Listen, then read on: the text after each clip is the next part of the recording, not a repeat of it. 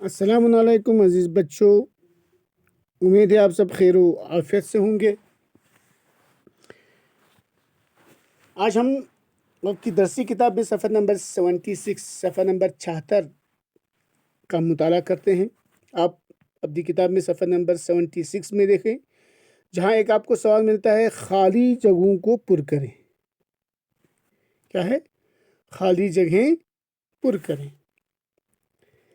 आपको वहाँ पर वाहिद, इसके बाद आपको दिया है वाहिद, दिया है जमा, वाहिद और जमा, और एक मिसाल दिया है। ये मिसाल है किताब, किताबें, अदब, आदाब।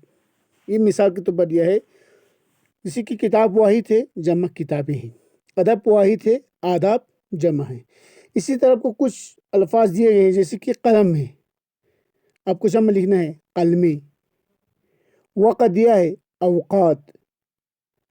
बात दिया है, जमा आएगा बातें।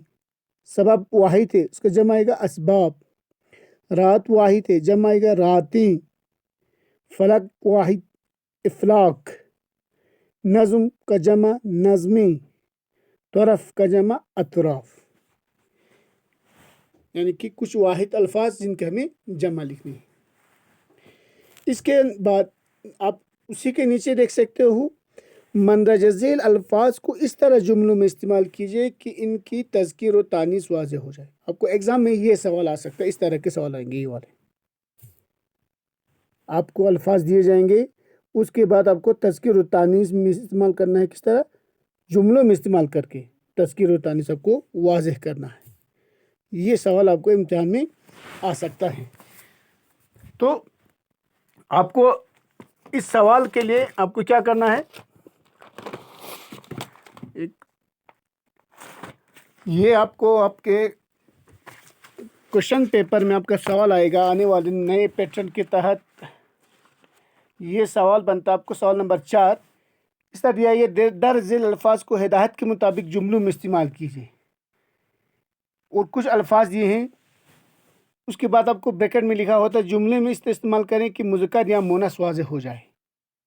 मुज़क्कर या मुअन्नस वाज़ेह हो। या और आता है, कुछ वर्ड देखे होंगे, कहा जाएगा जुमले में इस तरह इस्तेमाल करें कि वाहिद या जमा होना वाज़ेह हो जाए। तो आप लोगों को इस चीज़ के तहत एक क्वेश्चन आएगा, सवाल नंबर 4, 2 नंबर के मार्क्स सवाल होंगे। तो यहाँ अल्फाज दिए गए हैं, आपको इम्तिहान से पहले से आपको एक प्रैक्टिस होगी इससे। जैसे कि यहाँ पर दिया है दही, माला, बर्फ, चांद, आबशार, ये दिल। हाँ, ये सारे अल्फाज से यहाँ पर थोड़ा सा एडिट करने की ज़रूरत है। जैसे कि मैंने यहाँ पर आबशार है, क्या है? आबशार आता है, ये बे लिखना, आबशार बन गया। इसके बाद ये दिल है। ये आपके अल्फाज हैं जिनको आपको क्या करना है, जुमलों में इस तरह इस्तेमाल करना है कि ये मुज़क्कर हुआ मुअन्नस वाज़ेह हो जाए। आपके इम्तिहान में भी मैंने अभी कहा, सवाल नंबर 4 आएगा, जुमलों में इस्तेमाल करने के लिए कहा जाएगा कि उसकी मुज़क्कर मुअन्नस वाज़ेह हो जाए, या जुमलों में इस तरह इस्तेमाल करो कि ये वाहिद या जमा होना वाज़ेह हो जाए। तो ये अल्फाज हमें जुमले में इस तरह इस्तेमाल करना है कि अगर ये वाहिद मुज़क्कर है तो मुज़क्कर में जुमला बनेगा, जमा है तो जमा में जुमला बनेगा। अब मैंने यहाँ पर एग्जाम्पल्स दिए हैं। पहला एग्जाम्पल किताब में दिया गया, जैसे कि ईद का चांद नज़र नहीं आया। ईद का चांद नज़र नहीं आया, चांद मुज़क्कर है, मुज़क्कर आया, इस तरह लिखना है आपको। अब आपको अल्फाज ये हैं, ये था दही।